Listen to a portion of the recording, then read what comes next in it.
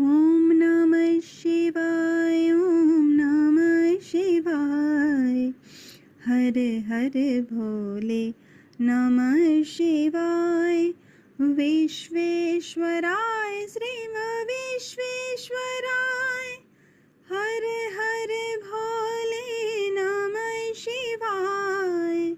विश्वेश्वराय शिव विश्वेश्वराय। हर हर भोले नमः शिवाय। ॐ नमः शिवाय ॐ नमः शिवाय। हर हर भोले नमः शिवाय। कोटेश्वराय शिव कोटेश्वराय। हर हर भोले नमः शिवाय। कोटेश्वराय शिव कोटेश्वराय। हर हर भोले नमः शिवाय। ॐ नमः शिवाय ॐ कट। जय जय राधा माधव। जय कुंज बिहारी। जय गोपी जन वल्लभ। जय गोपी जन वल्लभ। जय गिरिवरधारी। जय राधा माधव। जय कुंज बिहारी। यशोदानंदन व्रज जन रंजन।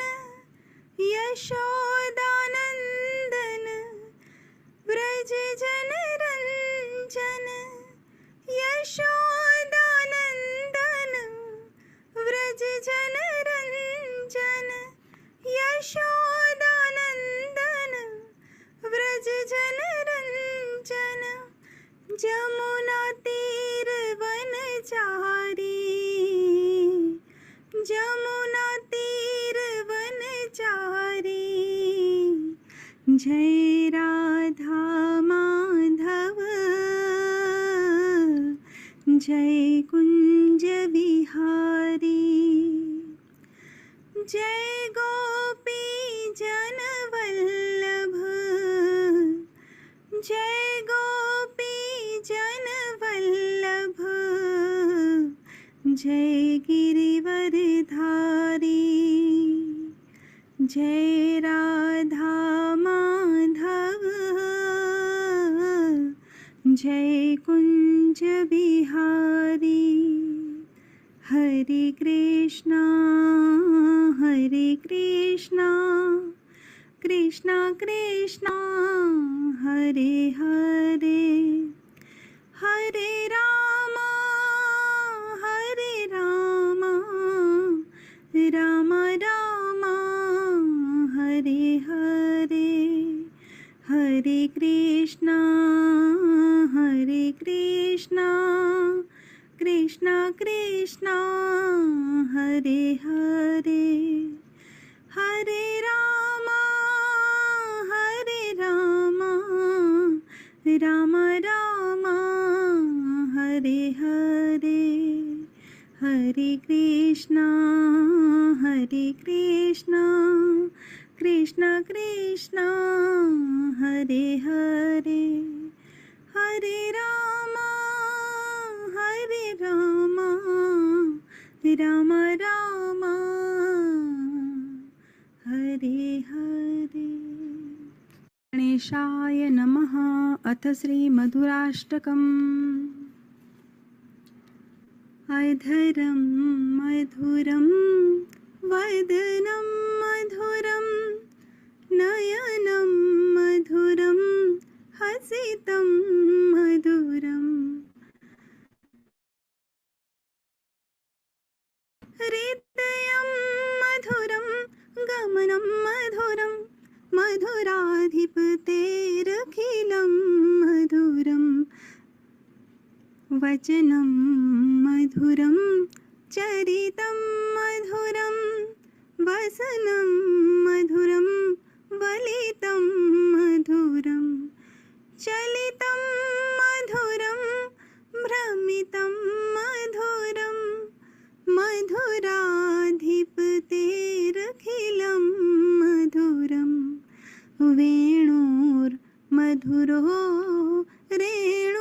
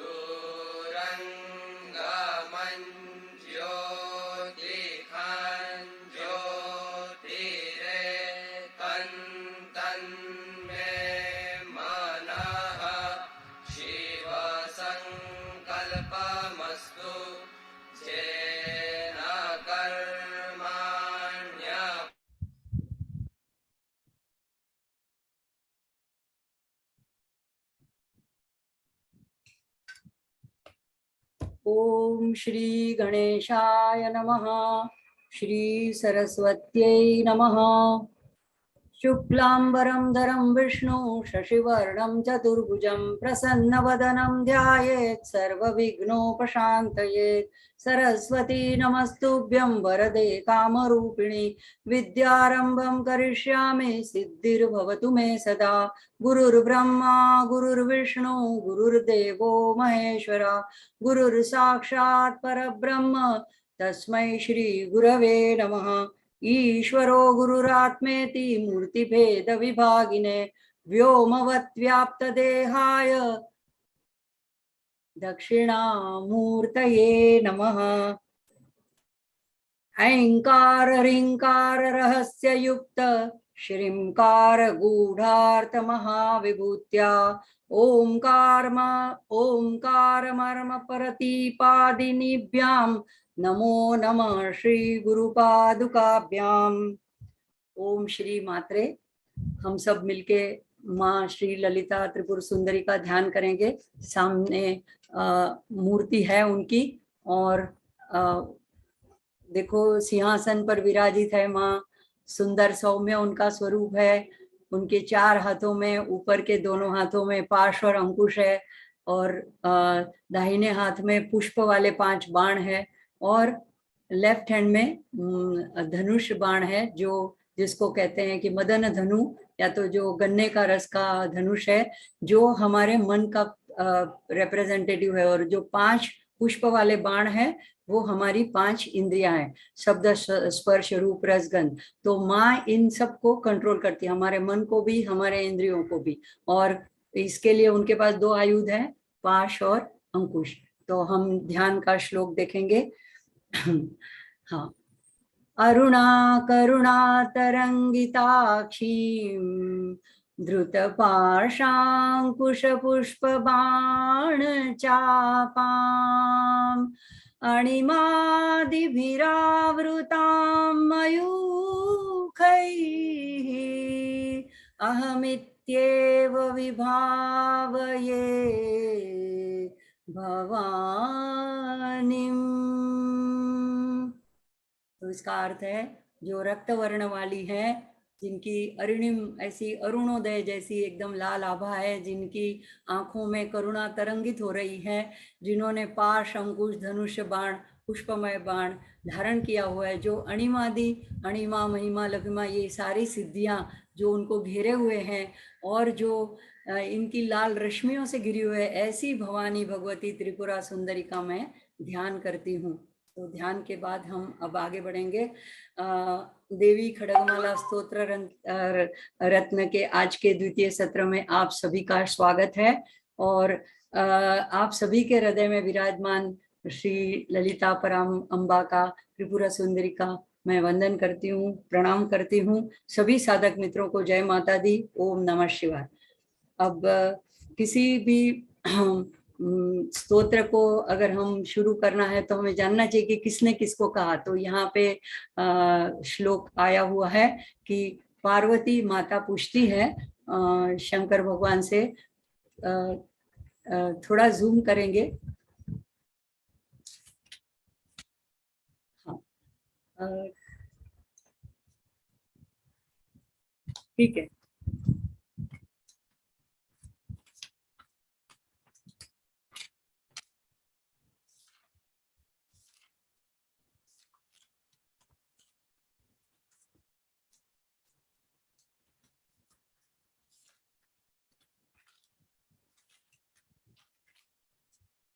कोई बात नहीं, ऐसे इसका अर्थ देख लेते हैं। पार्वती माता पूछती है माँ से कि भगवन् देवे देवेश, श्री पार्वती उवाच, भगवन् देव देवेश सर्वज्ञ करुणानिधे शुद्ध शक्ति महामंत्रम ब्रूहि में सकलेष्टदम। ये हमने कल बात की थी, तो आज इसको इसीलिए दोहराते हैं कि हम आज पूरा स्तोत्र पढ़ेंगे, देखेंगे।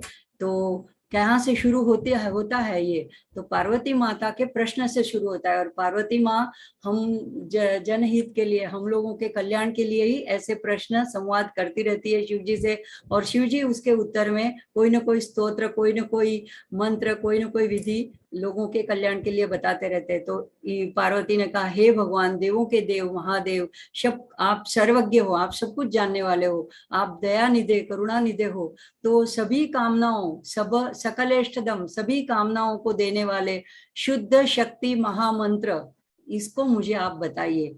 शुद्ध शक्ति महामंत्रम ब्रूहि में।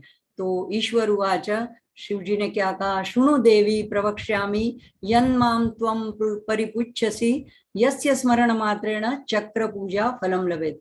ईश्वर शिव जी बोलते हैं, वो कहते हैं कि हे देवी, तुम मुझसे जो कुछ पूछ रही हो वह सुनो, इसके स्मरण मात्र से ही श्री यंत्र की पूजा का फल मिलता है। तो यहाँ से हम आगे बढ़ेंगे आज, और आज के सत्र में हम कल जहाँ से हमने छोड़ा था, न्यास हमको देखना है, मानसिक पूजन देखना है, और उच्चारण और फलश्रुति, तो ये 4 चीजें हम देखेंगे। तो सबसे पहले न्यास जो कल हमने छोड़ा था, उस न्यास के बारे में देखते हैं। कोई भी अगर हमें मंत्र करना है,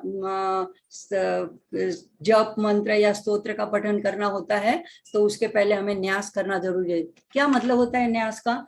अगर हम दुर्गा सप्तशती भी करते हैं, कोई भी चीज करते हैं, तो हमें न्यास पहले करना होता है। न्यास का अर्थ होता है कि जिन देवी देवताओं के बारे में हम ये अर्चना करते हैं, स्तुति मंत्र बोलते हैं, उनको हम अपने शरीर के अलग अलग अंगों में, जो मुख्य मुख्य अंग है, वहां पे उनकी शक्ति को हम धारण करते हैं, स्थापित करते हैं, उनको आह्वान करते हैं, ताकि हमारा शरीर, पूरा शरीर मंत्रमय हो जाए। तो हम बाहर से तो शुचिता कर लेते हैं, नहा धो के स्वच्छ वस्त्र पहन के बैठते हैं, लेकिन हमारे मन के अंदर की, हमारे मन की, हृदय की शुद्धि के लिए हम ऐसे देवी देवताओं के बीज मंत्रों से न्यास करते हैं, यानी कि उनका स्थापन करते हैं। तो हमारे जो यहाँ पे कल हमने जो देखा था, पहले से हम पढ़ेंगे। ह्रीङ्काराननगर्भितानलशिखां सौक्लीङ्कलां बिभ्रतीं सौवर्णाम्बरधारिणीं वरसुधा धौतान्त्रिनेत्रोज्ज्वलां वन्दे पुस्तकपाशमङ्कुशधरां स्त्रग्भूषितामुज्ज्वलां त्वां गौरीं त्रिपुरां परात्परकलां श्रीचक्र संचारिणीं। तो श्री चक्र में जो संचार करने वाली है, ऐसी गौरी त्रिपुर सुंदरी को हम प्रार्थना करते हैं। और यहाँ से अब स्तोत्र शुरू होता है। तो इसके कोई भी स्तोत्र से पहले एक विनियोग होता है। तो विनियोग में क्या 6-7 बातों का ध्यान होता है कि हमको ये क्या हम बोलने जा रहे हैं, मतलब किसका पठन करने जा रहे हैं। तो जो स्तोत्र है उसका नाम आता है। तो यहाँ पे है अश्य श्री शुद्ध शक्ति माला महामंत्र से, तो यानी हम ये महामाला मंत्र, लेकिन ये मंत्र स्वरूप है, तो ये सिर्फ स्तोत्र नहीं है, इसलिए इसको स्तोत्र रत्न बोलते हैं। तो ये इसको हम आज पढ़ने जा रहे हैं, उसको पठन करने जा रहे हैं। अब इसके ऋषि कौन है? तो वरुणादित्य ऋषि ही, तो इनके ये ऋषि है। तो जो भी स्तोत्र होता है जिसके मंत्र दृष्टा ऋषि जो होते हैं उनका उल्लेख होता है, तो ये ऋषि है। और तीसरा जो होता है उसमें बात आती है कि इसका छंद क्या है, मतलब कौन से राग में इसको गाया जाए। तो छंद जो है वो गायत्री है। गायत्री छंद सबको पता है, 24 अक्षरों का होता है, 8-8 के 3 पाद होते हैं, तो ये इसका छंद है। और ये किसको उद्देश्य करके हम ये स्तोत्र बोलने जा रहे हैं? तो महाकामेश्वरी। और ये महाकामेश्वरी श्री ललिता परा भट्टारिका, ये बैठी कहाँ है? तो महाकामेश्वरांक निलया, उनके अंक में, उनकी गोद में बैठी है। और इसका बीज कौन सा है? तो ऐम बीज। ऐम ये सरस्वती का बीज है। क्लीं शक्ति ही ये महालक्ष्मी का बीज है। सौ ये गौरी का बीज है। कीलकम, सौ कीलकम है, क्लीं शक्ति है। तो ये बीज, कीलक, शक्ति, ये सब पहले हमको बता देना होता है, विनियोग में ये सब बातें बतानी होती है, वो पढ़ना होता है। और हमारा क्या उद्देश्य है? तो मम खड़ग सिद्ध्यर्थे सर्वाभिष्ट सिद्ध्यर्थे जपे विनियोग। मैं ये जप जो करने जा रहा हूँ या जा रही हूँ, ये मुझे क्या, किस लिए, किस उद्देश्य में कर रही हूँ? तो खड़ग सिद्ध्यर्थम, मुझे आपके पास से ऐसा खड़ग चाहिए, ऐसी तलवार चाहिए, ऐसा अस्त्र चाहिए जिससे मैं अपने ईगो पर मात कर सकूं। और उसके बाद में आता है मूल मंत्रेण षडंगन्यासं कुर्यात्। तो ये मूल मंत्र से अभी षडंगन्यास कैसे करना है ये हम अभी देखेंगे। तो देखो मूल मंत्र इसका है, ये जो इसी में विनियोग में जो 3 बीज आए हैं, ऐम, क्लीं, सौ, ये तीनों बीज मंत्र से इनका मूल मंत्र बनता है। अगर त्रिअक्षरी भी बनता है और षडाक्षरी भी बनता है। षडाक्षरी बनेगा तो फिर से सौ, क्लीं, ऐम, लेकिन जैसे आगे से जाते हैं ऐम, क्लीं, सौ, फिर वहीं से फिर से आना है सौ, क्लीं, ऐम। तो ये 6 बीजाक्षरों का इनका षडाक्षरी मंत्र बनता है। तो हमारे पास 6 अंग है जो इम्पोर्टेंट है हमारे शरीर में, उनके ऊपर हमने ये न्यास करना है। वहां पे हमको माँ के ऊर्जाओं को बीज मंत्रों द्वारा स्थापित करना है। तो सबसे पहले हम देखेंगे कि कौन से हमारे शरीर में मुख्य ऐसे अंग है। तो एक तो हमारा हृदय है, जहाँ पे हमारी भावना, इमोशन रहते हैं और हृदय में ईश्वर का वास मानते हैं। दूसरा जो है सिर, यहाँ पे सहस्त्रार होता है, तो सहस्त्रार में भी ईश्वरी का सामंजस्य होता है और वो यहाँ पे ईश्वर का वास होता है। और तीसरा जो है शिखा, पीछे जो ब्राह्मण वगैरह शिखा रखते हैं और हम बहनें जो यहाँ पे चूड़ा बांधते हैं, चूड़ा मणि लगाते हैं, तो ये जो शिखा का भाग है वहां एक अमृत बिंदु की कल्पना की है जहां से अमृत टपकता है। तो योगी लोग खेचरी मुद्रा से उस अमृत का पान करते हैं। लेकिन ये सारे इंपॉर्टेंट ऐसे स्थान है हमारे शरीर में, महत्व के अंग है। और उसके बाद है त्रिनेत्र, तो 2 जो हमारी भौतिक आंखें हैं जो जिसके द्वारा हम सब ज्ञान ग्रहण करते हैं, और तीसरा जो है वो हमारा आज्ञा चक्र, यानी हमारा त्रिनेत्र ज्ञान चक्र। तो ये त्रिनेत्र जो है ये भी एक इम्पोर्टेंट हमारा अंग है। तो ये चौथा हो गया। और ये चारों अंग में हम देवी के बीज मंत्रों से देवी की ऊर्जा का स्थापन करेंगे, वहां पे उनका न्यास करेंगे। और उसके साथ में और 2 जो है कवच। कवच यानी हमको कोई, ये जब हम पठन करने बैठे तो कोई ऐसी अवरोध या ना है या ऐसी कोई शक्तियां हमें बाधा न डाले, इसलिए हमारे आंतरिक शत्रु क्या है? हमको आलस आए, निद्रा आए, बोरिंग लगे, तो ये हमारे अंदर के विकार आंतरिक शत्रु है। और बाहर के कोई आवाज आती है या किसी तरह की बाधा आती है, प्राकृतिक बाधा आती है, तो ये बाहर के शत्रु और अंदर के शत्रुओं से हमको कवच धारण करना है। तो ये कवच की मुद्रा है, कवच से न्यास करना है। और बाद में हमको आस पास की और नेगेटिव जो एनर्जियां हैं उनको भी बंधन कर देना है, उनको भी रोक लेना है। तो 6 तरह से हमको 6 अंगों में न्यास करना है। कैसे करेंगे तो मैं जैसे करूंगी तो 2 बार बताऊंगी, तो आप भी मेरे साथ ऐसे कर लेना। तो एक पहला बीज है ऐ, तो ऐम हृदयाय नमः। तो हृदय के ऊपर राइट हैंड को ऐसे रखना है। ऐं हृदयायै नमः। अब दूसरा जो है शिर, तो इसके ऊपर मृगी ऐसी मुद्रा करनी है, मृग जैसी, जैसे हिरण होता है तो ऐसी मुद्रा करके ये जो 3 उंगलियां हैं, 2 बीच में की और अंगूठा, इसको हमको यहाँ पे रखना है, स्थापित करना है। और भावना करनी है कि यहाँ पे हमने कहा सरस्वती बीज को कि हे सरस्वती माता आप यहाँ बसिए, और यहाँ पे हम क्लीं बोल के कहेंगे कि महालक्ष्मी को यहाँ बसने को कहेंगे। इसकी और डिटेल बात हम जब इसका स्तोत्र पठन करेंगे तब मैं इसमें बताऊंगी। तो यहाँ पे अभी सिर्फ न्यास बताती हूँ। तो क्लीं शिरसे स्वाहा, क्लीं शिरसे स्वाहा, और फिर पीछे, तो पीछे की तरह ऐसे भी कर सकते हैं, या पूरा हाथ ऐसे रख के शिखा के ऊपर यहाँ पे चोटी बांधते हैं, तो वहां पे हाथ रख के कहना है कि सौ, तीसरा जो अक्षर है मंत्र का, सौ शिखायै वषट, शिखायै वषट, सौ शिखायै वषट। और अब फिर से सौ से शुरू करना है, सौ कवचाय हुम, अपने आप को आलिंगन करना है, कवचाय हुम यानी मुझे ऐसा कवच प्रदान करिए। और इसके बाद में क्लीं नेत्रत्रयाय वौषट, नेत्रत्रयाय के लिए बीच में की 3 उंगलियां लेनी है, और ये एक बीच में और दोनों आंखों पे दोनों, तो क्लीं नेत्रत्रयाय वौषट ऐसे करके। अगर हम मेरे जैसे अगर आप ग्लासेस पहनते हैं तो उसको हटा के ग्लासेस के ऊपर से नहीं करना है। और इसके बाद एम अस्त्राय फट, तो ये बोलने के टाइम हमको लेफ्ट हैंड साइड से अपने राइट हैंड को लेफ्ट तरफ से लेकर के आगे घुमा के ला करके अपनी लेफ्ट हथेली के ऊपर पहली 2 उंगलियों से ऐसे ताली बजानी है।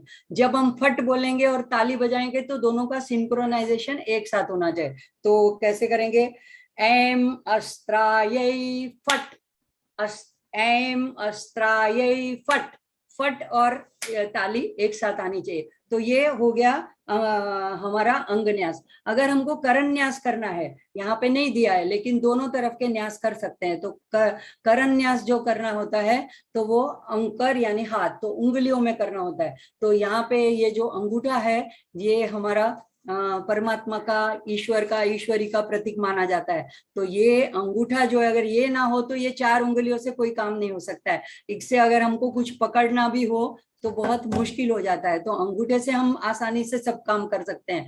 ये इसके सामने है, चारों के सामने। अब जो पहली तर्जनी है ये हमारे ईगो का प्रतीक है। हम किसी को कुछ ऐसे पॉइंट आउट करके बोलते हैं हम तुम्हें देख लेंगे, ऐसा करना, तुम ऐसे मत करो, तो ये हमारा ईगो का प्रतीक है, ये हमारा अभिमान का प्रतीक है, हाँ, तो अहंकार का प्रतीक है। और बाकी की जो 3 उंगलियां हैं ये सत्व रजस तमस, सत्व रजस तमस किसी भी तरह से आप ले सकते हो। तो ये जो चीज है 4, ये हमको परेशान करती है। तो हम ये अंगन्यास से माँ से क्या प्रार्थना करते हैं, पहले तो ये जो हमारी परमात्मा वाली उंगली है उसको हम हमारे ईगो वाली उंगली से सरेंडर करते हैं। अब मैं ऐसे बता रही हूँ लेकिन आपको ऐसे करना है, तो ये मैं दिखाने के लिए ऐसे दिखाती हूँ कि पहली जो तर्जनी है इसको अंगूठे के सिरे से, नीचे से छोर से लेकर के ऊपर ले जाना है। तो जो पहला शब्द, पहला अक्षर है ऐम अंगुष्टाभ्याम नमः, करना ऐसे है, एम नीचे से लेकर के ऊपर के छोर तक ले जाना है। इसका मतलब क्या है कि मैं अपना ईगो हे माँ आपके चरणों में अर्पण कर रही हूँ। अब एक बार अपने ईगो को अर्पण कर दिया तो अब माँ विल टेक केयर। अब माँ ने बाकी की 4 चीजों को संभालना है। तो कैसे, अब अंगूठे को लेकर के तर्जनी के नीचे के छोर से ऊपर ले जाना है, फिर मध्यमा बोलेंगे तभी मध्यमा के नीचे के छोर से ऊपर ले जाना है, फिर अनामिका में और कनिष्ठिका में, तो ऐसे करके करना है। तो एक एक मंत्र बोलेंगे, 2-2 बार मैं बोलूंगी, आप मेरे साथ करना। ऐम अंगुष्टाभ्याम नमः, करना ऐसे है, आपको सामने रख के करना है, ऐम अंगुष्टाभ्याम नमः, मैं ऐसे बता रही हूँ। फिर क्लीं तर्जनीभ्याम नमः, देखो पहले में भी यही दोनों उंगलियां उपयोग में आती है, दूसरे में भी यही दोनों अंगूठा और उंगलियां, लेकिन फर्क क्या है, पहले में जो तर्जनी है ये झुक जाती है, ये अंगूठे के ऊपर घूमती है, दूसरे में अंगूठा जो है वो तर्जनी के ऊपर घूमता है। तो इतना फर्क आप ध्यान रखिएगा। तो क्लीं तर्जनीभ्याम नमः, फिर सौम मध्यमाभ्याम नमः, सौम अनामिकाभ्याम नमः, क्लीम कनिष्ठिकाभ्याम नमः। अब जो छठा जो है वो एम करके करतल कर पृष्ठ, करतल यानी करके हथेलियां और पृष्ठ यानी ऊपर भाग, तो एम करतल करतल कर पृष्ठाभ्याम नमः। भ्याम भ्याम बोलते हैं यानी दोनों, राइट और लेफ्ट दोनों हाथों की उंगलियां, दोनों हाथों के अंगुष्ठ, दोनों हाथों के अनामिका मध्यमा, इसलिए द्विवचन है भ्याम। तो फिर से एक बार देखेंगे, पहले तर्जनी अंगूठे से, एम अंगुष्ठाभ्याम नमः, क्लीम तर्जनीभ्याम नमः, सौम मध्यमाभ्याम नमः, क्लीम कनिष्ठिकाभ्याम नमः, सौम अनामिकाभ्याम नमः, क्लीम कनिष्ठिकाभ्याम नमः, एम करतल कर पृष्ठाभ्याम नमः। तो ऐसे करके न्यास करते हैं, पहले शरीर को पवित्र करते हैं और उसके बाद में मंत्र जप के लिए आगे बढ़ते हैं। तो अभी ध्यानम के श्लोक हमने कल देख लिए हैं, तो ये पढ़ते हुए आगे चलेंगे। हाँ,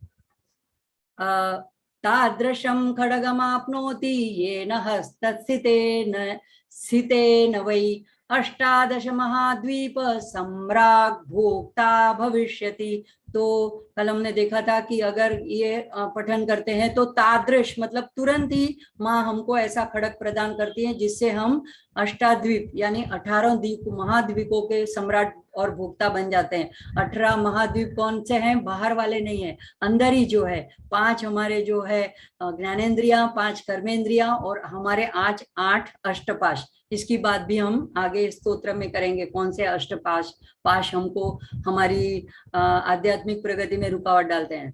अब ये श्लोक भी कल हमने इसका भी अर्थ देख लिया है। आरक्ताभान् त्रिनेत्राम् अरुणिं वसनां रत्नताटक्य रम्यां हस्ताम्भोजैः रसपाशाङ्कुशमदन धनुसायकैर्विस्फुरन्तीम् आपीनोत्तुङ्गवक्षोरुह कलशलुट्टत्तार ज्वलाङ्गीं ध्यायेदम्भोरुहस्थाम् अरुणिं वदनामीश्वरीमीश्वराणाम। तो आगे चलते हैं। अभी इसके बाद में आते हैं लम इत्यादि पंच पूजा करिष्ये, पूजाम कर कुर्यात। देखो अगर हम कहीं ट्रैवलिंग में भी हो या वैसे भी अगर हमारे पास सारी चीजें अवेलेबल ना भी हो या हम किसी दिन के किसी समय में हम पूजा या जप करने बैठे हैं, तो तब हम एक्चुअल में प्रत्यक्ष में कोई चीजों का अर्पण माँ की छवि के सामने या श्री यंत्र के सामने नहीं करते हैं, तो ये हमको मानसिक पूजा अवश्य कर लेनी चाहिए। तो इसमें लम इत्यादिक यानी 5 जो बीजाक्षर है उसके द्वारा, पंच महाभूत के द्वारा हमको ये मानसिक उपचार करना है। तो हम पहला जो है लम, ये जो लम है ये हमारा मूलाधार में ये बीज है और वैसे ये पृथ्वी तत्व को दर्शाता है। तो मूलाधार पृथ्वी तत्व कहा जाता है। तो लम पृथ्वी तत्वात्मिकायै श्री ललिता त्रिपुर सुंदरी पराभट्टारिकायै गंधम परिकल्पयामि नमः। अभी इसके साथ मुद्रा भी की जाती है। तो मुद्रा कैसे, अगर आपको याद रहे तो कर सकते हैं, नहीं तो सिर्फ आप पठन भी कर सकते हैं, लेकिन सिंपल है मुद्रा। पहली 2 मुद्रा जो करनी है उसमें हाथ ऐसे ऊपर सामने उठा के नहीं रखना है, नीचे की तरफ रखना है। तो पहले तर्जनी और अंगुष्ठ दोनों को जोड़ने से गंध की मुद्रा हो जाती है। तो ये हम जैसे भगवान के चरणों में गंध अर्पण करते हैं, तो ऐसे करके गंधम समर्पयामी। तो यहाँ पे समर्पयामी नहीं है, परिकल्पयामी, क्योंकि हम एक्चुअल नहीं दे रहे हैं, हम सिर्फ कल्पना करते हैं, मानसिक हमको अर्पण करना है। तो गंधम परिकल्पयामी नमः, पहला कनिष्ठिका सबसे छोटी उंगली और अंगुष्ठ, अगर याद रहे तो इस तरह से आप कर सकते हैं। और दूसरा जो है हम आकाश तत्वात्मिकायै श्री ललिता त्रिपुर सुंदरी पराभट्टारिकायै पुष्पम परिकल्पयामी नमः। तो यहाँ पे ये पुष्प अर्पण करने की भावना है। तो यहाँ इसमें क्या करना है कि तर्जनी और अंगुष्ठ को लेना है। तो तर्जनी जो पहली उंगली है और अंगुष्ठ, लेकिन उसको रखना है नीचे की तरफ। तो जैसे हम माँ के चरणों में पुष्प अर्पण कर रहे हैं, ऐसी भावना से नीचे की तरफ रखना है। और ये मतलब हम वाला बीज हो गया। अब तीसरा है यम। अब इसके बाद में जो तीन है, धूप दीप नैवेद्य, तो इसमें हमारे वापस यही उंगलियां, चारों उंगलियां यूज होंगी। धूप के लिए पहली, दीप, नैवेद्य और सर्वोपचार के लिए पांचों की पांच उंगलियां। तो इजी है, पहली दो के टाइम नीचे करना है, नीचे तर्जनी और अंगुष्ठ, कनिष्ठा और अंगुष्ठ, और तर्जनी और अंगुष्ठ ये हमने पहले गंध और पुष्प के लिए ऐसे करना है। और अब ये जो है चार, धूप दीप नैवेद्य, तो उसको हाथ ऊपर की तरफ ऊर्ध्व करना है। तो यम वायु तत्वात्मिकायै श्री ललिता त्रिपुर सुंदरी पराभट्टारिकायै धूपम परिकल्पयामि नमः। तो यही दो उंगलियां ऐसे करने से आगे पहले वाली मुद्रा हो जाती है, ऐसे करने से बाद वाली मुद्रा हो जाती है। तो धूपम परिकल्पयामि पहली उंगली, अब दीपम के लिए बीच वाली, और नैवेद्य के लिए तीसरी। एक एक बार एक एक उंगली लेनी है। रम तेजस तेजस तत्वात्मिकायै श्री ललिता त्रिपुर सुंदरी पराभट्टारिकायै दीपम परिकल्पयामि। तो दीपम के लिए हमने अंगुष्ठ और बीज मध्यमा और अंगुष्ठ को ले लिया ऐसे। और वम अमृत तत्वात्मिकायै श्री ललिता त्रिपुर सुंदरी पराभट्टारिकायै अमृत नैवेद्यम परिकल्पयामि। तो मध्यमा उंगली से हम लोग धूप, पहली वाली धूप दीप नैवेद्य, तो दीपम के बाद में नैवेद्यम के लिए अनामिका को लेना है। वम अमृत तत्वात्मिकायै श्री ललिता त्रिपुर सुंदरी पराभट्टारिकायै अमृत नैवेद्यम परिकल्पयामि। अनामिका से हम लोग भगवान को अमृत से नैवेद्य अर्पण कर रहे हैं। फिर सम सर्व तत्वात्मिकायै श्री ललिता त्रिपुर सुंदरी पराभट्टारिकायै, पीछे के पेज में आ जाएगा। हाँ, तो तांबुलादि सर्वोपचारान परिकल्पयामि नमः। तो यहाँ पे हम जैसे भगवान को ग्रास खिलाते हैं, एक ऐसे पांचों की पांच उंगलियां साथ में लेकर के ऐसे अर्पण करना है, ग्रास की मुद्रा में अर्पण करना है। अब तांबुलादि आदि, आदि क्या है, तो भगवान को नैवेद्य के बाद में तांबुल देने का एक प्रथा है, और उसके साथ में हम बाद में आरती करते हैं, पुष्पांजलि करते हैं, नमस्कार करते हैं, साष्टांग दंडवत, और भी कोई प्रकार का उपचार अर्पण करते हैं। तो इसलिए ये सारे उपचार, ये सर्वोपचार इस पांच उंगलियों से दर्शाए जाते हैं। तो इस तरह से माँ का हमको कोई भी मंत्र जप करने से पहले यहाँ पे माँ का नाम है, अगर जिसका भी हम पूजन यजन करते हैं तो उनके नाम लेकर के हमने ये ऐसे करके अर्पण करना है। अगर आप ध्यान से देखोगे तो जब आपके घर में भी पंडित जी पूजा करने आते होंगे तो वो ऐसे जल्दी जल्दी कर देते हैं मुद्राएं, तो हमको तुरंत समझ में नहीं आता है। तो इस तरह से पांचों तत्वों से हम भगवान की मानसिक पूजा करते हैं। इसके बाद में अब शुरू होता है हमारा एक्चुअल खड़गमाला स्तोत्र। सो कल से हम जो कर रहे हैं वो सारी पूर्व भूमिका है, उसको समझने की, माँ को समझने की, माँ के स्वरूप को समझने की। और अब जो यहाँ से शुरू होता है देवी संबोधनम, तो जब हम ये पठन करेंगे तो यहाँ पे ये अलग से पीडीएफ में अलग अलग करके लिखा है, अलग अलग इसके विभाग बताएं कि ये देवी का संबोधन है। ये बोलना नहीं है, जब आप ऑडियो सुनेंगे यूट्यूब पर पे तो वहां पे डायरेक्ट ये मंत्र से शुरू होगा, फिर ये षडंगन्यास देवता, तो ये वाला नहीं बोलेंगे, डायरेक्ट सभी देवताओं के नाम एक एक के बाद एक क्रम में बोलते जाएंगे। लेकिन यहाँ हमें समझने के लिए विभाग किया है।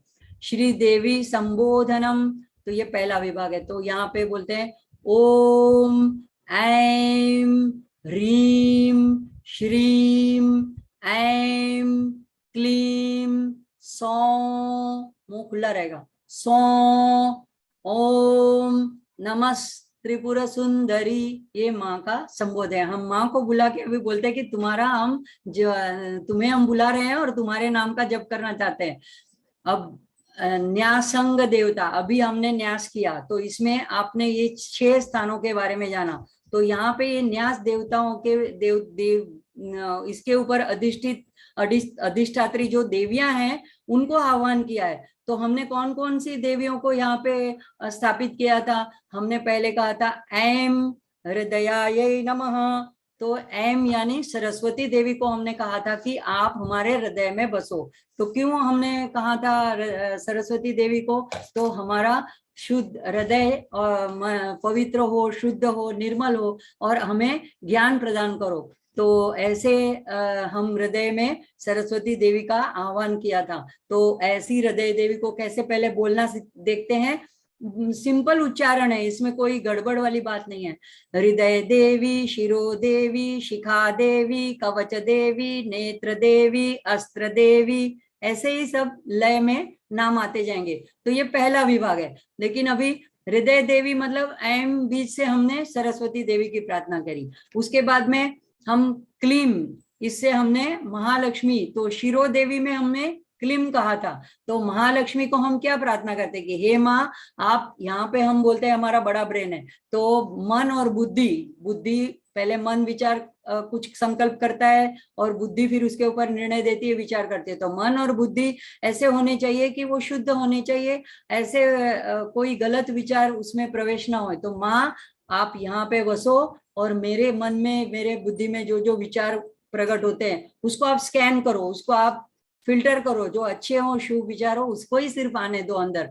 तो ये प्रार्थना हम जब न्यास करते हैं तब, और यहाँ पे हम उस शिरो देवी की प्रार्थना कर रहे हैं। शिखा देवी, तो शिखा में हमने गौरी जी को कहा था शिखा देवी। तो वहां पे ये ज्ञान की मूर्ति है, सौभाग्यदायिनी है। तो हम जो भी देखे वो हमको सब कुछ सौभाग्यमय, शुभमय, मंगलमय दिखे और हम हमारे में त्याग की भावना है। तो माँ का कल हमने बात करी थी, लाल कलर जो है वो सेक्रीफाइस का कलर है। तो कंपैशन और सेक्रीफाइस ये दोनों माँ की प्रमुख ऐसी गुण है, तो ऐसा स्वरूप है। तो हम में भी ये सारे गुण आए, इसलिए हम अलग अलग जगह पे उनको प्रार्थना करते हैं। कवच देवी को प्रार्थना करते हैं। अब नेत्र देवी, कवच देवी को क्या प्रार्थना करते हैं कि हमारे अंदर के और बाहर के जो हमारे दुश्मन है, हमारे शत्रु है, उससे हमको कवच प्रदान करो, उससे हमारी रक्षा करो और हमको ऐसी रक्षा करने का सामर्थ्य प्रदान करो। हम शक्ति की प्रार्थना करें, हमको ऐसा सामर्थ्य प्रदान करो।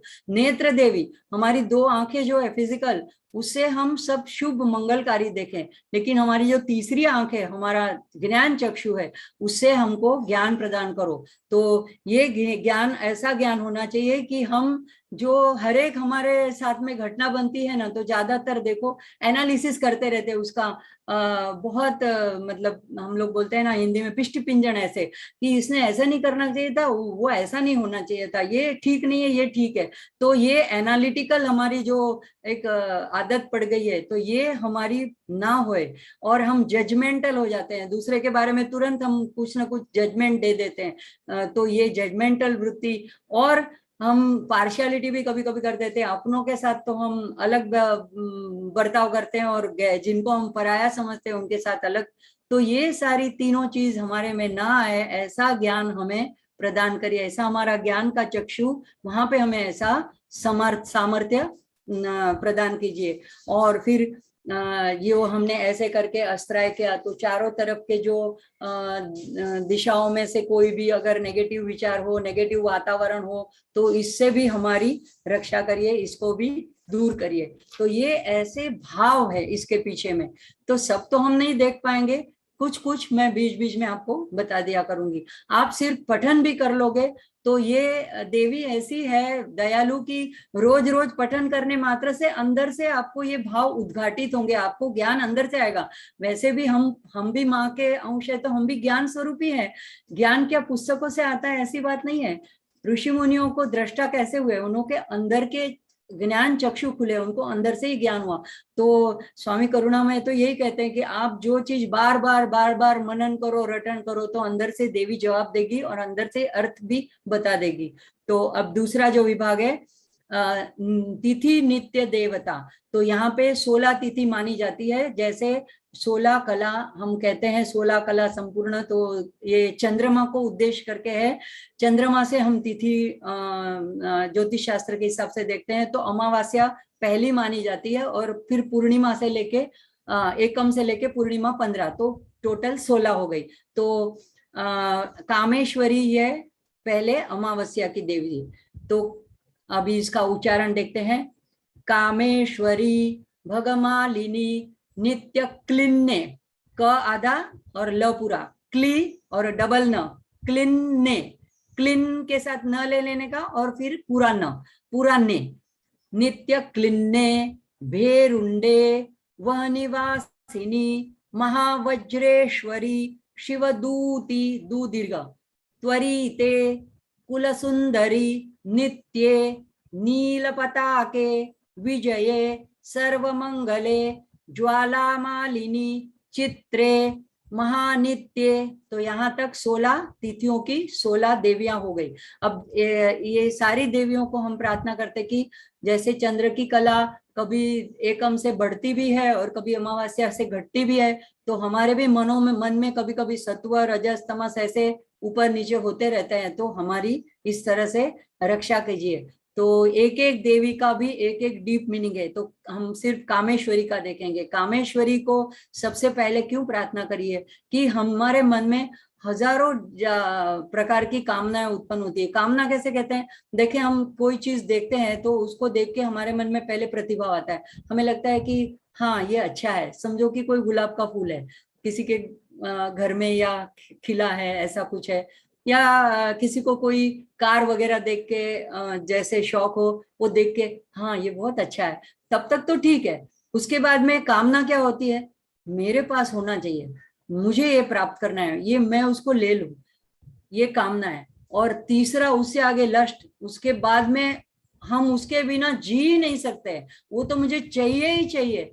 तो ये जो हमारे में एक एक चीज को देख के बढ़ते जाता है, तो ये कामेश्वरी देवी उस कामनाओं को कंट्रोल करेंगी, हमको ऐसा सामर्थ्य प्रदान करेंगी। ऐसे ही एक एक देवी से एक एक शक्ति की प्रार्थना है। तो आपको अगर इसका एक एक का डिटेल जानना हो तो आप YouTube में जा करके सौंदर्य लहरी नाम के साइट है, वहां पे ये स्वामी करुणानंद जिनसे मैंने ये ज्ञान पाया है, तो वहां से आप देख सकते हैं, पूरा डिटेल में बताया है।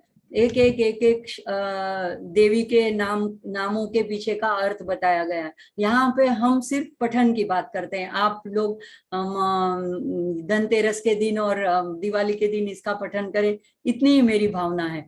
तो इसके बाद में अगला जो विभाग आता है दिव्योध गुरु, यानी जो दिव्य ऐसे ऋषि मुनि जो थे, जो इन माँ की उपासना करके इतने महान विभूति हो गए, तो इनका नाम यानी कि गुरु वंदना यहाँ पे की गई है। तो श्री यंत्र में भी गुरु का स्थान होता है, गुरु वंदना होती है, पूजन होती है। तो यहाँ पे ऐसे 7 गुरुओं को लिया गया है। इसमें एक खास बात है कि लोपामुद्रा जो अगस्त्य की पत्नी थी, उनको भी यहाँ पे शामिल किया गया है। और यहाँ पे हम इसका पहले उच्चारण देखेंगे। सब सिंपल उच्चारण है, कोई भी बोल सकता है, और हम तो इतना थोड़ा पढ़ के आए हैं, तो किसी को भी मुश्किल नहीं होगी ये पढ़ने में। परमेश्वर परमेश्वरी मित्रेशमयी षष्ठी, षष्ठी बोलते हैं, 6 को बोलते हैं षष्ठी, षष्ठीशमयी उड्डी डबल है, उड्डीशमयी डी दीर्घ है, उड्डीशमयी चर्यानाथमयी लोपामुद्रामयी अगस्त्यमयी। फिर से एक बार बोलेंगे, परमेश्वर परमेश्वरी मित्रेशमयी षष्ठीशमयी उड्डीशमयी चर्यानाथमयी लोपामुद्रामयी अगस्त्यमयी। तो स्वामी जी ऐसे बताते हैं कि जो परमेश्वर परमेश्वरी, ये तो दोनों परमेश्वर और परमेश्वरी के नाम है, लेकिन मित्रेश षष्ठीश और उड्डीश ये जो है ये सूर्य से संबंधित है। अगली जो 16 तिथियां थी वो चंद्र से संबंधित थी। मित्र ये नाम सूर्य का है। हम 12 नाम जो अगर सुबह जल अर्पण करते तो ओम मित्राय नमः कहते हैं। सूर्य ये हमारा मित्र है। तो सूर्य में जो शक्ति है वो भी माँ की ही शक्ति है, क्योंकि वो आद्य जगत जननी भवानी हमारी सबकी माँ है। तो यहाँ पे उनका उस तरह से भी हम अर्थ देख सकते हैं। इसमें हम सिर्फ अगस्त्य ऋषि की बात करेंगे। तो अगस्त्यमयी ऋषि का ऐसे बताते हैं कि वो थोड़े हाइट में शॉर्ट थे, ऐसे तो जहाँ पे वो रहते थे वहां पे विंध्याचल पर्वत जो है वो पहले के जमाने में ऐसा थी कि पर्वतों को भी अभी भी वो सभी चीज, कोई जड़ तो है नहीं, सब में चैतन्य है, हम नहीं जानते उनकी भाषा, तो वो बोलना भी जानते थे और बढ़ना भी जानते थे। तो पहले तो पर्वत उड़ना भी जानते थे। तो ऐसे ही फिर इंद्र ने वो जहाँ पे भी उड़ के जाके बैठते थे तो गांव और बस्ती को ध्वंस कर देते, इसलिए उनकी पंख काट दी गई थी। ऐसा ही एक फिर जो बच गया था वो समुद्र में चला गया। जो जब हनुमान जी जब जाते हैं लंका में, तो वो वहां से प्रकट होता है और वो कहता है कि मेरे पर थोड़ी देर के लिए आराम कर लो। तो ऐसे सब पर्वतों की बात है। तो उसमें विंध्याचल जो पर्वत था वो इस तरह से बढ़ रहा था कि अगस्त्य ऋषि के सुबह में जब प्रातः पूजा करने के बाहर निकलते थे तो सूर्य की किरणों को वो रोक देता था। उनके घर के आगे ही था पर्वत। तो उनको ये बड़ा खलता था कि मैं भगवान की पूजा नहीं कर पा रहा हूँ। तो उन्होंने उसको ऐसे स्टॉप कर दिया। तो वो ऋषि को प्रणाम करने के लिए झुका विंध्याचल पर्वत। तो ऋषि ने उसको स्टॉप कर दिया और कहा कि जब तक मैं वापस ना आऊं तब तक तुम ऐसे ही रहना। और ऐसे करके वो दक्षिण दिशा में चले गए और फिर कभी भी वापस नहीं आए। ऐसे उसकी एक कथा है। तो इसके ऊपर से हमें क्या समझना है कि अगर हमारा ईगो जो अंदर पर्वत जड़ की तरह है वो अगर इतना बढ़ जाए, इतना बढ़ जाए कि हमारा यहाँ पे जो ज्ञान का नेत्र है इसको भी कवर कर ले, तो ये सूर्य की किरणें हमको ज्ञान प्रदान नहीं कर सकती है। इसलिए अगस्त्यमयी, तो ऐसे अगस्त्य जिन्होंने माँ की करुणा से माँ की पूजा अर्चा करके उन्होंने भाई यहाँ पे स्थान पाया, और जो एक उपासक थे तो उनका भी यहाँ पे उल्लेख किया गया है। अभी चौथा जो आता है सिद्धोदग्रह, यानी इस थोड़ा ऊपर कर दीजिए, हाँ, सिद्धोदगुरु यानी जो सिद्ध हुए हुए। जब ये तो ऋषि मुनि थे, और अब जो है वो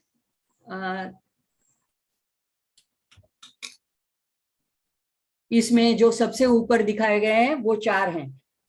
काल तापसमयी, धर्माचार्यमयी, मुक्तकेशीश्वरमयी, दीप कलानाथमयी, ये चार के उल्लेख यहाँ पे किए गए हैं। जो सिद्ध थे, जिन्होंने सिद्धि पाई, जिन्होंने माँ की उपासना करके, तो इनके भी नामों का उल्लेख यहाँ पे। और उनमें जो शक्ति है उस शक्ति का सबने अलग अलग उपासना की हो, तो उस शक्ति को हम आह्वान करते हैं। उसके बाद में का जो विभाग है वो मानवौध गुरव। तो यहाँ पे है विष्णु देवमयी, प्रभाकर देवमयी, तेजो देवमयी, मनोज देवमयी, कल्याण देवमयी, वासुदेवमयी, रत्न देवमयी, श्री रामानंद देवमयी, श्री रामानंदमयी। तो ये सारे हो गए हैं अभी कुछ सालों के पहले के, जिन्होंने माँ की ऐसी आराधना की, उपासना की, त्रिपुर सुंदरी की। तो ये भी सारे माँ के साथ एक रूप हो गए। तो इनके भी नामों का यहाँ पे, ये तो ये मानवी थे पहले, हमारे जैसे थे, तो उन लोगों का नाम भी यहाँ पे समाविष्ट किया है। लेकिन फिर भी इसका एक ये शाब्दिक अर्थ है, लेकिन इनर मीनिंग और भी निकलता है। तो अब ये सारे भूपुर में जो सबसे आउटर मोस्ट, कल हमने श्री चक्र में देखा था जो स्क्वायर था, उसमें ये सारे इंक्लूडेड है। न्यास देवता, फिर तिथि देवता, फिर दिव्य गुरु, सिद्ध गुरु और मानव गुरु। अब जो आता है श्री चक्र का प्रथम आवरण, ये प्रथम आवरण कौन सा था? आप याद कीजिए कि 3 वर्तुल थे, सर्कल थे। तो 3 सर्कल में जैसे हम बोलेंगे कि पहला फर्स्ट कमरा, दूसरा कमरा, तीसरा कमरा। तो पहले में ये तीनों मिलके 32 यहाँ पे आवरण देवताएं हैं प्रथम चक्र के। और प्रथम चक्र का नाम है त्रैलोक्य मोहन चक्र, क्योंकि ये ऐसे यहाँ पे देवी देवताएं हैं कि जो हमारा मोहन कर लेते हैं, हमको आकर्षित करते हैं। तो सबसे पहले सिद्धियों की बात है। तो ये सिद्धियां अगर जब भी कोई उपासना करने शुरू करता है तो माँ बताती है कि देखो मेरा प्रभाव क्या है, मैं क्या क्या तुमको दे सकती हूँ। तो सारी सिद्धियों के नाम है यहाँ पे। अणिमा सिद्धे, लघिमा सिद्धे, गरिमा सिद्धे, महिमा सिद्धे, इशित्व सिद्धे, वशित्व सिद्धे, प्राकाम्य सिद्धे, भुक्ति सिद्धे, इच्छा सिद्धे, प्राप्ति सिद्धे, सर्व काम सिद्धे। ये एक ग्रुप हुआ। तो अणिमा सिद्धे ये सारी अष्ट सिद्धियां हैं। जैसे सीता जी ने हनुमान जी को ये प्रदान की थी और कहा था अष्ट सिद्धि नवनिधि के दाता, तो उनको दी थी और ये भी कहा था कि आप भी और किसी को भी प्रदान कर सकते हो। तो ये सारी योगी लोग जब योग करते हैं तो ये सारी सिद्धियां उनमें प्रकट होने लगती है। तो अणिमा, लघिमा, गरिमा बहुत बड़े भारी बन जाना, कहीं एकदम लघु बनके हल्के बनके उड़ के कहीं पे भी जा सकते हैं। महिमा, ईशित्व यानी सबको अपने कंट्रोल में कर सकते हैं। वशी सबके आधिपत्य बन जाते हैं। तो भुक्ति यानी सब प्रकार के भोग, सब प्रकार की इच्छा उनको सिद्ध होती है, सब प्रकार की प्राप्ति होती है जो भी चाहते हैं। तो ये सारी सिद्धियों में अगर आदमी अटक जाता है, साधक अटक जाता है, तो फिर आगे नहीं बढ़ सकता है, मां तक नहीं पहुंच सकता है। तो ये सबसे पहले आवरण शुरू होता है, तो ये पहले कमरे में ये सिद्धियां हैं। फिर माँ की 8 जो मातृका देवता है वो है ब्राह्मी, माहेश्वरी, कौमारी, वैष्णवी, वाराही, माहेंद्री, चामुंडे, महालक्ष्मी। तो ये 8 जो है वो दूसरे कमरे में, जो वर्तुल का दूसरा राउंड है। और तीसरे में उसके बाद में ये बाद में और शक्तियां और देवियां, सर्व संक्षोभिणी, सर्व विद्राविणी, द्रा चित द आधा और र, तो द्रा, सर्व विद्राविणी, सर्वाकर्षिणी, सर्व आकर्षिणी, उसकी संधि हो गई है। और पहला जो है सर्व संक्षोभिणी। संक्षोभ किसको बोलते हैं? खलबली, कुछ हलचल। मतलब अगर हमारे को मनपसंद कोई चीज ना हुई तो हमारे मन में उसके बारे में, कोई एक्ट के बारे में पश्चाताप हो या भय हो या क्रोध हो, तो ये सब भावनाओं की वजह से मन में खलबली मच जाती है, संक्षोभ पैदा हो जाता है। तो उसकी भी एक देवी है। सर्वविद्राविणी, द्रावण द्रवित होने वाली भी एक देवी है। सर्वाकर्षिणी, सबको आकर्षण करने वाली। सर्ववशंकरी, सबको वश में करने वाली। सर्वोन्मादिनी, अलग प्रकार के उन्माद जो पैदा होते हैं उसकी भी एक देवी है। तो ये सर्वाकर्षिणी, सर्व वशंकरी, वश करने वाली, वशंकरी, सर्वोन्मादिनी, सर्व महाअंकुशे, महा अंकुशे, अंकुश उनके पास है और महा अंकुश है। अगर हम बराबर डिसिप्लिन से नहीं रहते हैं और अगर संसार में ज्यादा लिप्त हो गए और माँ को भूल गए, तो वो अंकुश देके, ऐसी परिस्थितियां देके, ऐसा कोई हमारे जीवन में बदलाव लाके हमको याद करवाती है। जब हमारे में दुख आता है तो हम माँ को याद करते हैं, तो ऐसे करके वो अपने पास खींच लेती है, ऐसे अंकुश से। सर्व खेचरी, सर्व बीजे, सर्व योने, सर्व त्रिखंडे, और यहाँ तक ये सारी देवियां तीसरे कमरे में, तीसरे वर्तुल में है। और इस चक्र का नाम जो है त्रैलोक्य मोहन चक्र।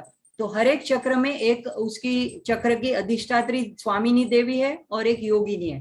तो त्रैलोक्य मोहन चक्र स्वामिनी, प्रकट योगिनी। तो यहाँ पे ये सिद्धियां हैं, ये कोई छुपी बात नहीं है। अगर किसी के पास सिद्धियां हैं तो पता चल जाता है, मतलब प्रकट योगिनी यहाँ पे दिया। लेकिन जैसे जैसे आगे के आवरण में जाते जाएंगे तो ये सब शक्तियां गुप्त होती जाएंगी, रहस्यमय होती जाएंगी, तो वहां पे उनका नाम बदलता रहेगा।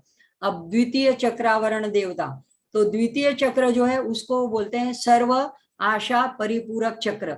तो इसमें 18 जो लिखा है, तो ये है कि वो एक जो मैंने बताया, एक चक्र की स्वामिनी होती है और योगिनी होती है, तो 2 माइनस कर देने, यानी कि इसमें 16 है देवियां, 16 है। दूसरी 2 तो जो है, जो हर एक चक्र में 2-2 रहेंगी, तो 16। ये अगर आपको याद हो, कल हमने देखा था 16 पंखुड़ियों वाला जो वृत्त था, लाइट कलर का था। तो ये 16 जो पंखुड़ियां हैं, वो जो चक्र है, वो जो आवरण है, वो द्वितीय आवरण है। उसमें ये 16 प्रकार की हमारी जो वृत्तियां हैं, वो वृत्तियों के ऊपर और भावों के ऊपर कंट्रोल करने वाली, उनमें अधिष्ठित ऐसी सारी देवियां हैं। तो कामाकर्षिणी, बुद्ध्याकर्षिणी मतलब हमारी कामनाओं, बुद्धि, अहंकार, शब्द, और फिर 5 हमारे जो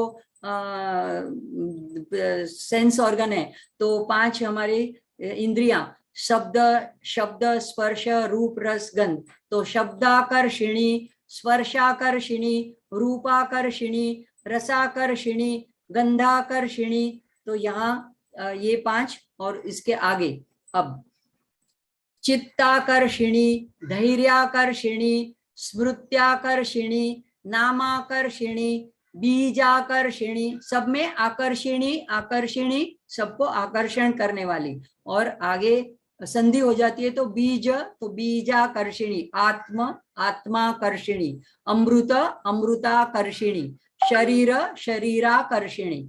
और इस चक्र का नाम है सर्व आशा परिपूरक। तो यहाँ पे भी संधि हो गई, सर्व आशा, सर्व आशा, सर्वाशा परिपूरक चक्र स्वामिनी, गुप्त योगिनी। तो यह भी इसका जैसे जैसे आगे बढ़ते हैं तो ये ज्यादा ज्यादा रहस्यमय होती जाती है। अब तृतीय आवरण, तृतीय चक्र के आवरण देवता देखेंगे। यहाँ पे ये अष्टपाश जो हमने आगे बात की थी अष्टाद्वीप के सम्राट की, तो वहां पे 5 ज्ञानेन्द्रिय, कर्मेंद्रिय और 8 पाश। तो ये कौन से 8 पाश है? तो 8 पाश जो है हमारे घृणा, घृणा मतलब कभी कभी कोई कोई लोगों को छोटी कोई कीड़ा मकोड़ा देख के या छिपकली देख के ऐसे एकदम घृणा हो जाती है कि अवॉइड, कि मुझे नहीं चाहिए, इसको दूर रखो मेरे से। लेकिन सब में माँ का वास है, सब माँ के स्वरूप है। तो ये घृणा हम जब करते हैं तो ये भी हमको पाश हो जाता है, मतलब हम स्पिरिचुअल पाथ में आगे नहीं बढ़ सकते, ये हमको रोक लेता है, क्योंकि हम माँ के एक एक अमुक अमुक स्वरूप का हम द्रोह करते हैं, उनको हम रिजेक्ट करते हैं। तो ये एक पाश है। दूसरा है शंका। तो शंका यानी किसी के भी हमारे प्रति के भाव के बारे में शंका, कोई भी चीज में डबल माइंड कर रहा है, ऐसा होगा कि ऐसा होगा, मुझे ऐसा नहीं लगता है, ये जरूर ऐसा होगा। तो ऐसे हर एक बात में श्रद्धा रखने से, मंत्र में, कोई स्तोत्र में श्रद्धा रखने से सब काम बन जाता है। लेकिन शंका करने से जो गीता में भी बोला है कि वो विनश्यति, तो संशय आत्मा विनश्यति, संशय करने से आदमी का विनाश हो जाता है। तो ये ऐसे शंका भी हमारा एक पाश बन जाता है, हमको रोक लेता है अध्यात्म प्रगति से। और एक है भय, तीसरा भय यानी किसी भी चीज का भय। अभी देखो भय क्यों पाश कहा गया है? क्योंकि अगर हमको माँ में पूरी श्रद्धा है, 100% अनकंडीशनल लव है, तो हमको वो जो भी करती है तो हमारे हित के लिए करती है, ऐसा हमको निश्चय होता है। और तभी हम निर्भय हो जाते हैं कि फिर अगर माँ हमारे पीछे, आगे पीछे हमारी सरकार है, तो हमें क्या डरने की बात है। तो निर्भय आदमी है उसको भय नहीं रहता है, जो श्रद्धावान है उसको भय नहीं रहता है। तो अगर हमको भय लगता है किसी भी बात का, किसी चीज खोने का, किसी के चले जाने का, कि अपनी मृत्यु का, तो समझ लो कि हमको 100% माँ में श्रद्धा नहीं है। तो ये भी हमारा एक पाश है। जुगुप्सा इसके बाद में आता है, वो निंदा, किसी के पीठ पीछे उसकी बात बोलना, उसके बारे में कुछ एनालिसिस करना, तो ये जुगुप्सा। फिर कुल, ये भी एक पाश होता है, मैं अच्छे कुल से हूँ, मेरा कुल महान है, तो हम दूसरे को नीचा समझते हैं, तो ये भी एक पाश होता है, मतलब हम दूसरों का द्रोह करने लगते हैं। फिर शील, शील यानी एक शिष्टाचार या फॉर्मालिटीज बोलते हैं। तो हम माँ को ये कहते हैं कि हमको ये फॉर्मालिटी आपके साथ तो हम ना करें। देखो हम अपनी माँ को तो एक नाम से भी, माँ तू ऐसे करके भी बुला सकते हैं। तो पिताजी से भी माँ हमारे क्लोज होती है, तो वहां पे हमारे, हम ओपन होते हैं, हम खुले दिल से जो चाहिए वो हम माँ से बात कर सकते हैं, बस सब बता सकते हैं। तो ये हमारे में पाश ना हो कि हम शिष्टाचार की वजह से खुले दिल से बात न कर पाए। तो ये शील भी कभी कभी हमारा एक पाश बन जाता है। और जाति यानी ब्राह्मण, क्षत्रिय, वैश्य, शूद्र, तो अगर किसी जाति में हमें, तो किसी दूसरी जाति का हम द्रोह करते कि ये हमारी जाति बड़ी है, ये थोड़ी नीची जाति का है, तो इससे भी हम माँ का ही द्रोह करते हैं। तो ये सारे जो पाश है, अष्टपाश, इसकी अष्ट स्वामिनियां है। तो ये तृतीयावरण में हमें उनका थोड़ू नीचे करू पड़શે, એના હજી નામ બોલવાના બાકી રહી ગયા। तृतीय आवरण, हाँ, तो यहाँ पे 10 जो है इसका मतलब 8 जो 8 पंखुड़ियों वाला इसके बाद में का चौथा तृतीय आवरण था, अष्टदल था। तो ये अष्टदल में 8 ऐसे अनंग कुसुमे, अनंग जिसका अंग नहीं है ऐसे अनंग, अनंग को कामदेव को भी अनंग बोलते हैं। अनंग कुसुमे, अनंग मेखले, अनंग मदने, अनंग मदनातुरे, अनंग रेखे, अनंग वेगिनी, अनंगांकुशे, अनंग अंकुशे, अनंगांकुशे, अनंग मालिनी, सर्व संक्षोभण चक्र स्वामिनी। तो यहाँ पे चक्र का नाम है सर्व संक्षोभण चक्र और उसकी स्वामिनी। और यहाँ पे जो योगिनी है अभी है, पहले गुप्त थी, पहले प्रकट थी फिर गुप्त थी, अभी गुप्ततर, गुप्ततर योगिनी। तो ये तीसरे आवरण के देवताओं के नाम है। अब चतुर्थ आवरण पे जाएंगे। यहाँ पे 16 जो है ये 14 ट्रायंगल थे, तो 2 उसकी चक्र स्वामिनी और योगिनी, तो ये मिलके 16 लिखा हुआ है। तो यहाँ पे इतने देवता हैं। सर्व संक्षोभिणी, सर्व विद्राविनी, सर्वाकर्षिणी, सर्वाल्लादिनी, सर्व आह्लादिनी, आह्लाद यानी आनंद देने वाली, सर्वाल्लादिनी, सर्व सम्मोहिनी, सम्मोहन करने वाली, सर्व स्तंभिनी, सर्व जृंभिणी, जृंभिणी, जृंभिणी मतलब विस्तार करने वाली, सर्ववशंकरी, सर्वरंजिनी, रंजनी यानी मनोरंजन करने वाली, हमारा मन आनंद में रखने वाली, रंजन देने वाली, सर्वोन्नमादिनी, सर्वार्थ साधिके, शिवे सर्वार्थ साधिके, सर्व अर्थ को साध्य करने वाली, धर्म अर्थ काम मोक्ष, सर्व संपत्ति पूरिणी, हमको जिस भी प्रकार की संपत्ति चाहिए उस सर्व संपत्ति को पूरा करने वाली, सर्व मंत्रमयी। तो ये हमने कल ही देखा कि देखो जितने भी मंत्र है वो ओम से निकले, और ओम का जो प्रतीकात्मक आकृतिमय स्वरूप है वो श्री यंत्र है, और वो उस श्री यंत्र की उपासना स्तोत्रात्मक है वो यह खड़गमाला स्तोत्र है, क्योंकि उसमें श्री यंत्र के सारे देवी देवताओं के नाम है। तो ये माँ जो है ललिता त्रिपुर सुंदरी भगवती, ये सर्व मंत्रमयी हुई, उनका एक मंत्र जप करने से सर्व देवी देवताओं के मंत्र का जाप होने जैसा हो गया। सर्व द्वंद्व क्षयंकरी, हमारे मन में जितनी ड्युअलिटी है, मैं तू ये वो सुख दुख, ये सारे द्वंद्व को क्षय करने वाली है। सर्व सौभाग्यदायक चक्र स्वामिनी, तो सर्व प्रकार के सौभाग्य मंगलदायक शुभ चीजें देने वाली और उसकी स्वामिनी। और यहाँ पे संप्रदाय योगिनी, तो एक बार फिर से सारे नाम पढ़ेंगे। सर्व संक्षोभिणी, सर्व विद्राविनी, सर्वाकर्षिणी, सर्वाल्लादिनी, सर्व सम्मोहिनी, सर्व स्तंभिनी, स्तंभ स्तंभन, सर्व जृंभिणी, सर्ववशंकरी, सर्वरंजनी, सर्वान्मादिनी, सर्वोन्मादिनी, मेरी गलती हुई, सर्वोन्मादिनी, उन्माद, और वहां पे संधि हुई है, सर्व उन्माद, सर्वार्थ साधिके, सर्व संपत्ति पूरिणी, सर्व मंत्रमयी, सर्व द्वंद्व क्षयंकरी, द्वंद्व को क्षय करने वाली, मिटाने वाली, सर्व सौभाग्यदायक चक्र स्वामिनी। तो यहाँ पे ये चतुर्थ आवरण पूरा होता है। सर्व संप्रदाय योगिनी, अभी आगे का आवरण जो था, अगर आपको श्री यंत्र आपको याद हो तो उसके बाद में अंदर जो है वो दशार, बहिर्दशार और अंतरदशार, पहले बड़े 10 त्रिकोण थे और उसके अंदर और वापस 10 त्रिकोण थे, लेकिन वो थोड़े से छोटे, वो अंदर की तरफ थे, ये बाहर की तरफ है। तो ये 5वां आवरण है। अब पहले 3 आवरण में अभी माँ अपनी मतलब तब तक साधक इतना साधना करने के लिए योग्य नहीं होता है, अब तक तो माँ उसके ऊपर कृपा करके उसके सारे अशुद्धियां निकालती है, उसको क्लीन करती है, तो वो फिर साधना करने योग्य होता है, उसका शरीर, उसका मन, उसका चित्त, बुद्धि, हृदय। तो तीसरे के बाद चौथा, 5वां और 6ठे आवरण में जब वो प्रवेश करता है तो वो साधना करता है, तो ये साधनामय चक्र है। तो ये पंचम चक्र के आवरण देवता देखेंगे, 10 इसके देवता हैं और 2, एक स्वामिनी और एक योगिनी। सर्व सिद्धि प्रदे, सर्व संपत प्रदे, सर्व प्रियंकरी, सर्व मंगलकारिणी, सर्व काम प्रदे, सर्व दुख विमोचिनी, तो सर्व सिद्धि देने वाली, सर्व संपत्ति देने वाली और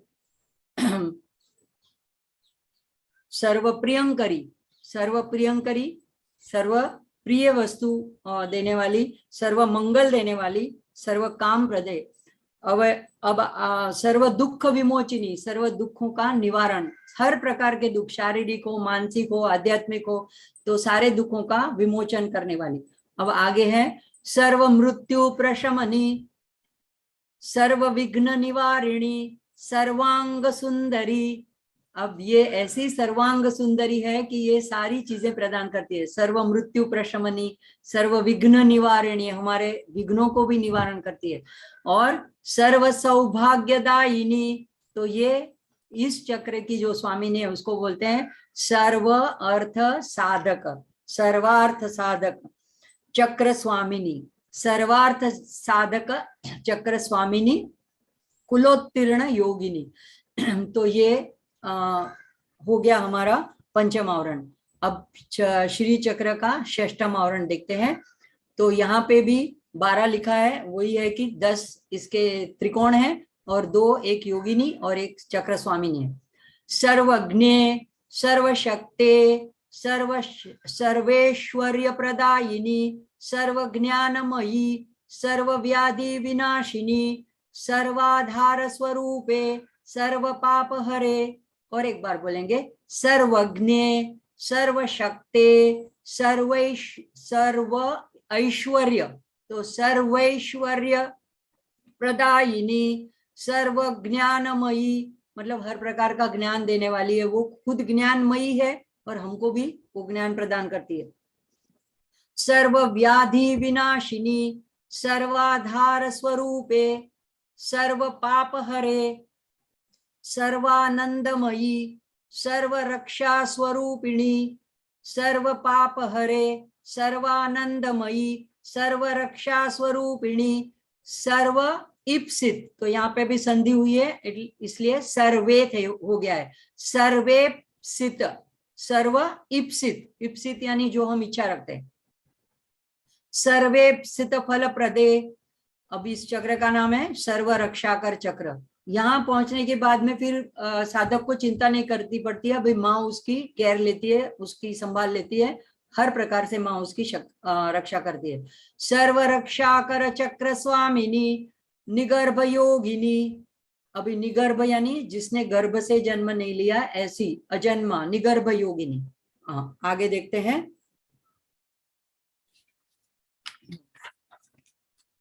सप्तम आवरण देवता है, तो यहाँ पे ये ऐसे वशीनी, कामेश्वरी, मोदिनी, विमले, अरुणे, जयिनी, सर्वेश्वरी, कौलिनी, ये 8 जो है अंदर के सबसे अंदर के सप्तम आवरण के 8 छोटे छोटे त्रिकोण थे। पहले 14, फिर 10 बाहर वाले बहिर्दशार, फिर अंतरदशार, फिर अष्टार, यानी 14 त्रिकोण, फिर 10 त्रिकोण, फिर और 10 त्रिकोण, फिर उसके अंदर और 8 त्रिकोण। तो ये 8 में ये 8 देवियां हैं, वशीनी, कामेश्वरी, मोदिनी, विमले, अरुणे, जयिनी, सर्वेश्वरी, कौलिनी, और इस चक्र का नाम है सर्व रोग हर चक्र स्वामिनी, रहस्य योगिनी। जैसे जैसे माँ की आराधना में जाते आगे जाते जाते हैं तो ये रहस्यमयी बन जाती है, और जो साधक होता है उसको अपना रहस्य उद्घाटित कर देती है। अभी आगे देखेंगे श्री चक्र का अष्टम आवरण। अष्टम आवरण के यहाँ पे भी हाँ, तो यहाँ पे भी इसके 9 बताए हैं अष्टम आवरण।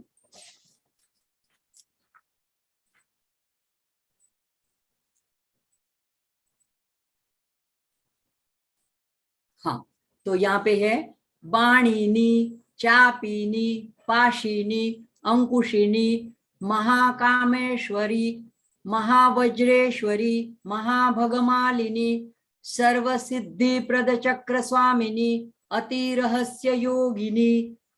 अब यहाँ पे ये जो दिए हैं तो इसमें महावज्रेश्वरी, भगमालिनी और महाकामेश्वरी, ये जो अंदर का एक लास्ट त्रिकोण था आवरण के अंदर का व्हाइट जो इन्वर्टेड था नीचे की तरफ जिसका शीर था, तो उसमें 3 जो रेखाएं हैं उसके 3 कोण में ये 3 महाकामेश्वरी, महावज्रेश्वरी, महाभगमालिनी, ये महाकाली, महासरस्वती, महालक्ष्मी और ये जो ब्रह्मा विष्णु महेश कहते हैं उनकी शक्तियां के रूप में यहाँ पे स्थापित है।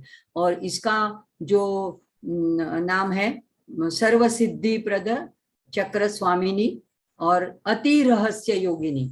अब इसके बाद में लास्ट जो चक्र है, यानी चक्र या नहीं बोल सकते हैं, वो आवरण एक बिंदु है, 9वां आवरण, यानी वो जो एक सबसे अंदर का मध्य का एक त्रिकोण है उसके अंदर रेड कलर का जो एक बिंदु दर्शाया जाता है, तो ये बिंदु ही एक आवरण है। और उसमें जो महात्रिपुर सुंदरी माँ कामेश्वर के अंक में बैठी हुई है, यानी वहां पे उनका सायुज्य है, वहां पे फॉर्मलेस है। और जब सृष्टि में जब सृष्टि करने की जब उनको इच्छा होती है तो वो फॉर्म धारण करती है, तो वो वहां पे सप्तशती में भी ये रहस्य बताया कि वहां से वो फिर अलग अलग 3 सात्विक, राजसिक, तामसिक ऐसे रूप धारण करती है। और रति स्वयं से ही फीमेल और मेल दोनों बनती है। तो ये हमारी समझ से परे की बात है, हम सिर्फ उनको नमन कर सकते हैं, वंदन कर सकते हैं। तो यहाँ पे जो निवासिनी है वो श्री श्री महाभट्टारिके, यानी श्री ललिता महात्रिपुर सुंदरी। और उसको क्या कहा गया है, सर्वानंदमय चक्र, ये जो सर्वानंदमय चक्र है उसकी ये स्वामिनी है। और परापराति रहस्य योगिनी, अति रहस्य ऐसी योगिनी वहां पे निवास करती है। तो अब यहाँ तक अगर हमने कल बात की थी कि संहार क्रम के हिसाब से हम आगे बढ़ते हैं। संहार क्रम यानी हम सबसे आउटर मोस्ट जो लेयर थी भूचक्र, वहां से सब देवी देवताओं के नाम लेते लेते लेते लेते बिंदु तक अंदर अंतिम 9वां आवरण तक आए। तो ये जो हमने साधना की और ये जो हमने पढ़ना शुरू किया इसको संहार क्रम बोलते हैं। अगर उल्टा करें कि 9वें आवरण से बिंदु से लेकर नीचे नीचे नीचे तक आए तो उसको सृष्टि क्रम बोलते हैं। मतलब सृष्टि कैसे हुई, तो पहले तो एक सिर्फ माँ अकेली थी, अजन्मा और परात्पर देवी, परमाद्या देवी, और उसमें से फिर उनको लगा, उनकी इच्छा शक्ति हुई कि मैं एको हम बहुश्याम, मैं एक से अनेक हूँ। तो उसके बाद में धीरे धीरे 3 स्वरूप हुए, महालक्ष्मी, महाकाली, महासरस्वती। फिर उसके बाद में और अनेक स्वरूप हुए, अनेक शक्तियां हुई और पृथ्वी का, अंतरिक्ष का, स्वर्ग का, सभी का निर्माण हुआ। तो अगर ऊपर से आते हैं तो उसको बोलते हैं सृष्टि क्रम, और नीचे से हम जो ये खड्गमाला स्तोत्र में जो बोलते हैं नाम, उसको बोलते हैं संहार क्रम। क्योंकि हम खड्ग के प्रार्थना कर रहे हैं और हमको ये सारे आवरणों को दूर करके करके बिंदु तक पहुंचना है। तो हमको ऐसा एक खड्ग चाहिए, ऐसा शस्त्र चाहिए जिससे हम ऐसे आवरणों को हटाते हटाते ऊपर जाए। तो ये सब आवरण पार करते करते हम जा रहे हैं, इसलिए इसको बोलते हैं संहार, करते करते जा रहे हैं इसलिए बोलते हैं संहार क्रम। तो अब इसके आगे आते हैं नवचक्रेश्वरी नामानी। अब यही त्रिपुरा सुंदरी है, लेकिन इनको हर एक चक्र में एक अलग नाम दिया है, एक ही प्रकार की है। लेकिन जैसे बोलते हैं कि अगर हमको वाणी का कुछ ज्ञान चाहिए हो या संगीत का ज्ञान चाहिए होता है तो हम जैसे सरस्वती की आराधना करते हैं। अगर हमको धन की कुछ कमी रह जाती है, धन की इच्छा है, तो हम महालक्ष्मी का पूजन करते हैं। तो शक्ति तो एक ही होती है। जैसे देखो इलेक्ट्रिसिटी में से तो एक ही विद्युत शक्ति आती है, लेकिन हम जिस उपकरण में उसको जोड़ते हैं, अगर हम उसको फ्रीज में जोड़ते हैं तो वो काम करती है ठंडा करने का, अगर हम हीटर में जोड़ते हैं, इस्त्री में जोड़ते हैं तो वो गर्म करने का काम करती है। शक्ति तो एक ही है। हमको जैसा काम निकालना है हम वैसा उपकरण वहां पे योजते हैं, उसकी योजना करते हैं। अगर हमको कोई मैकेनिकल काम करवाना है, पंखे में लगाते हैं तो वो हवा फेंकती है। तो घर के अंदर जो आती है विद्युत शक्ति वो तो एक ही है, जो जहां से बन के आती है पावर स्टेशन से। तो ऐसे ही ये पराशक्ति एक ही है, अलग अलग उपकरणों में, अलग अलग जगह से, वो अलग अलग माध्यम से, अलग अलग रूपों में से प्रकट होती है। तो यहाँ पे 9 चक्रों के लिए 9 नाम दिए हैं। तो ये 9 नाम है: त्रिपुरे, त्रिपुरेशी, त्रिपुर सुंदरी, त्रिपुरवासिनी, त्रिपुराश्री, त्रिपुरमालिनी, त्रिपुरा सिद्धे, त्रिपुरांबा, त्रिपुर सुंदरी। तो बहुत सुंदर नाम है, एक साथ में जब पढ़ोगे बहुत आनंद आएगा। और अभी यहाँ पे इसके बाद में जो माँ का 9वां आवरण है उसमें कितने सारे विशेषण दिए गए हैं, तो ये आगे बताएं। श्रीदेवी विशेषणानी, तो उसमें इतने सारे विशेषण हैं कि महामहेश्वरी, सिर्फ महेश्वरी नहीं, महामहेश्वरी। अभी ललिता सहस्रावली में नाम है, स्तोत्र में नाम है श्री माता श्री महाराग्नी वहां पे नाम है, तो यहाँ पे उसको भी महा लगा है, मतलब अति श्रेष्ठ। महाराग्नी, महाशक्ते, महागुप्ते, महाज्ञप्ते, ज्ञप्ते, गुप्ते और ज्ञाता और ज्ञप्ते, ज्ञ पूरा प आधा तो पूरा, ज्ञप्ते, महानंदे, महाआनंद इसकी संधि है, महानंदे, महास्कंधे, महाशये, अब ये लास्ट, श्री चक्र नगर साम्राज्ञी, नमस्ते नमस्ते नमस्ते नमः। मेरी कोई इतनी इसमें अधिकार भी नहीं है, या इतना कोई मतलब मेरा कोई ज्ञान भी नहीं है, लेकिन मुझे ये स्तोत्र बहुत अच्छा है, लगता है। गाने में बहुत सुंदर गेय है, क्या सारे नाम है, कोई इसमें क्लिष्टता नहीं है, बहुत छोटा है। आप YouTube पे देखेंगे तो 5 मिनट में ही पूरा हो जाने वाला स्तोत्र। अगर आप आगे विनियोग ये वगैरह नहीं भी करते हैं तो भी जरूर ये आप दिवाली के पर्वों में करिएगा। अब आप अभी हम आगे इसकी फलश्रुति देखते हैं। ऐसे फलश्रुति का काम नहीं होता है, बोलो ना अगर आप, तो वही फलश्रुति है कि उससे जो आपको आनंद मिलता है वही फलश्रुति है। लेकिन फिर भी लोगों को मतलब उसकी महत्ता बताने के लिए हर एक स्तोत्र के नीचे फलश्रुति दी जाती है। तो ये तो शिव जी ने पार्वती जी से कहा है। तो यहाँ पे फलश्रुति का पहला श्लोक देखते हैं। एषा विद्या महासिद्धि दायिनी स्मृति मात्रतः, यानी भगवान कहते हैं, शिव जी कहते हैं ये ऐसी विद्या है महासिद्धि, और कैसे, सिर्फ स्मृति मात्रेण, स्मरण मात्रेण, आप माँ का स्मरण करो, इस खड्गमाला का स्मरण करो। लेकिन हम स्मरण कब कर सकते हैं? कोई चीज अगर हमको पूरी मुखोद्गत हो तो हम स्मरण कर सकते हैं, यानी हमें यहाँ लेना है पठन। तो स्मृति मात्रेण, मात्रतः, स्मृति मात्र से महान सिद्धि देती है। और कौन कौन से हमको आपत्तियों से बचाती है?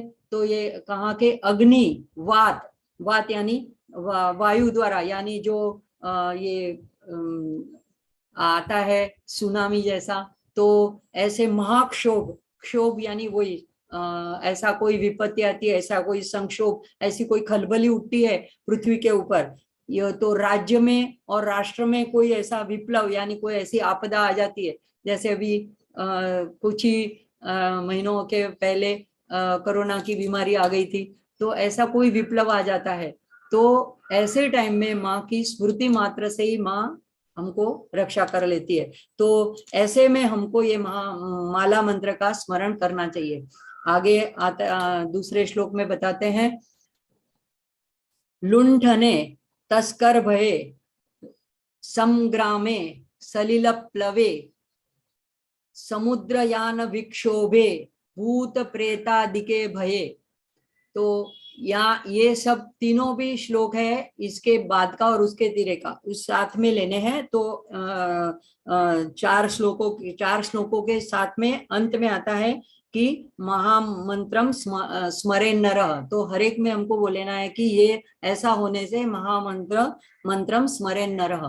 तो लुंठने यानी कोई लुटेरे आ जाए उसके भय से, तस्कर यानी चोरी के भय से, संग्राम यानी युद्ध किसी के साथ छिड़ गया तो युद्ध के भय से, या बाढ़ आ जाए, सलिल प्लवे यानी बाढ़ की भी, ये सारी प्राकृतिक आपत्तियां भी है।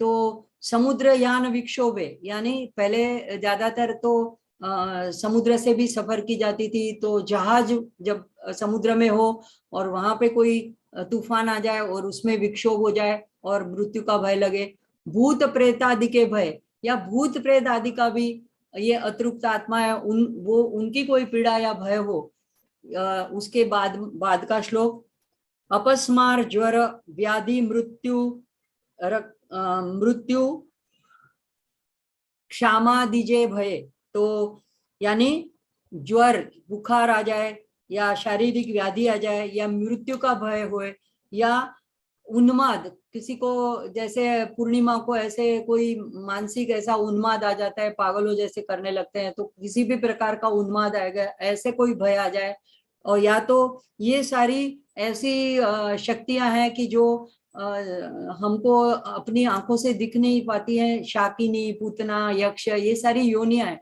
ये कभी कभी किसी को अतृप्त होती है तो किसी को हानि भी कर सकती है। तो ये शाकिनी, पूतना, यक्ष और रक्ष यानी राक्षस, कुष्मांड, ये सारी अलग अलग योनियां हैं। तो इनके कोई कोई भय होने से, और इसके बाद में चौथा श्लोक आगे और कर दीजिए, मित्र भेदे ग्रह भय, कोई किसी के साथ मैत्री टूट जाने से भी भय लगता है कि हाँ अगर इससे मेरी मैत्री टूट गई तो ये मेरा कोई नुकसान कर देगा, कहीं किसी का पार्टनरशिप हो और वहां पे कोई मैत्री टूट जाए तो ऐसा कोई ऐसी कोई आपत्ति आ जाए। ग्रह भय यानी कोई ग्रह की बाधा हो, लोग अपना फिर खराब टाइम आता है तो ज्योतिष के पास चले जाते हैं कि मेरा देख लीजिए, अभी कोई कहते हैं कि हाँ अभी राहु की दशा चल रही है, शनि की पीड़ा चल रही है, 7.5 चल रही है, तो ऐसा कोई भय हो। व्यसने स्वाभिचारिके, व्यसन, किसी को कोई व्यसन हो और उससे मुक्ति पाना चाहता हो, या अभिचारिके, अभिचारिके यानी कोई टोना टुटका करता है, किसी के ऊपर ब्लैक मैजिक करता है, किसी के ऊपर कोई ऐसा अलग खराब भावना से कुछ क्रियाएं करता है तो उसको टोना टुटका बोलते हैं। ऐसा अगर, और अन्येष्वपि च दोषेषु, कोई और भी कोई प्रकार के दोष हो, ये सब आगे जितने चारों श्लोक में बताए इसमें सब में ये एक ही उपाय बताया है, माला मंत्रम स्मरेन नरः। इसमें शिव जी कहते हैं कि ये माला मंत्र है, सिर्फ माला नहीं है, सिर्फ स्तोत्र नहीं है, ये मंत्र रूप है और इसमें पूरे श्री चक्र के पूजन का भी फल है। तो स्मरण नर मनुष्य ने इसका स्मरण करना चाहिए। फिर उसके बाद में है सर्व उपद्रव, यहाँ पे संधि है, सर्व उपद्रव विनिर्मुक्त साक्षात शिवमयो भवेद, यानी ये स्मरण करता है उसका सर्व उपद्रव, उसके सर्व उपद्रव मतलब कुछ भी बाधाएं, नड़तर, विपत्तियां, आपत्तियां, ये सर्व उससे मुक्त होकर वो साक्षात शिवमय हो जाता है। आपत्काले नित्य पूजा विस्तारात कर्तुम आरभेद, आरभेद की जगह में अक्षम ये शब्द आना चाहिए, और जगह में मैंने वो शब्द देखा था। तो अगर कोई आपत्ति आ गई है आप में, आप बीमार हो गए हो, आप ट्रैवलिंग में हो, और अगर वहां पे आप विस्तार पूर्वक पूरी नित्य पूजा नहीं भी कर सकते हो तो आपको क्या करना है, एक बारम जपत ध्यानम सर्व पूजा फलम लभेत, भगवान कहते हैं फिर एक बार सिर्फ इसका जप कर लो, पठन कर लो, तो भी आपको सर्व पूजा, श्री यंत्र की पूरी पूजा का फल आपको प्राप्त हो जाता है। और क्यों प्राप्त होता है, तो नवा वर्ण देवी नाम ललिताया महोजसः, यानी जो 9 आवरणों वाली जो देवियां हैं वो भगवती ललिता है, उसके महान तेज से ही ये सम्मिलित है, उनका ही तेज उनमें सम्मिलित है। तो एकत्र गणना रूपो वेदांग गोचर, उनको उनकी हम गणना उनमें होने से, मतलब ललिता देवी में और श्री यंत्र में सारी देवी देवताओं की गणना होने से ये यंत्र रूपी है और यंत्र और मंत्र का अर्थ ही बन गई है। तो इसलिए सर्वांगम रहस्यार्थ, ये सर्व आपको इसका रहस्य होने प्राप्त करने के लिए स्मरणार्थ पापनाशिनी, आप सिर्फ स्मरण करो तो बस भगवती महेश्वरी ललिता अंबिका का स्मरण, ये माला विद्या का स्मरण मात्र करने से पापों का नाश कर देती है। उसके बाद में कहते हैं ललिताया महेशान्या माला विद्या महीयसे, ये जो है ये ललितांबिका की जो यह माला विद्या है ये महीयसे એટલે महान है। और आगे कर दीजिए, हाँ, अब ये फलश्रुति अगर आप नहीं भी जानो तो भी कोई बात नहीं, वैसे ही आप माँ कृपा कर देती है अगर पठन करने से। तो नर वश्यम नरेंद्राणाम वश्यम नारी वशंकरम, मतलब आप किसी को भी वश कर सकते हो। मतलब कोई आपके विरोध में जा रहा है तो नर नारी या नरेंद्राणाम यानी कोई देवी देवता भी आपकी विरोध आपके ऑपोजिट जा रहा है तो उसको आप वश में कर सकते हो। और आगे अणिमा आदि सब गुणों और ऐश्वर्यों से युक्त ये पाप नाशिनी है। अणिमा आदि गुणैश्वर्यम रंजनम पाप भंजनम, तो इन हमने देखा नवावरण में अणिमा लघिमा महिमा सारे गुण ऐश्वर्य से ये युक्त है, इसलिए सभी पापों का भंजन करने वाली देवी है, पाप नाशिनी है। तद तत्तद आवरण स्थायी देवता वृंद मंत्रकम, क्योंकि उन उन आवरणों में स्थित जो देवताओं के मंत्र है उससे ये पापों का नाश करती है। तो ऐसे माला मंत्र जो परम गुह्य है, ऐसे शिव शक्ति माला पंचदा स्यात् शिव माला च तादृशी, तो ये शिव और शक्ति दोनों की सम्मिलित माला है, क्योंकि दोनों का ऐक्य है।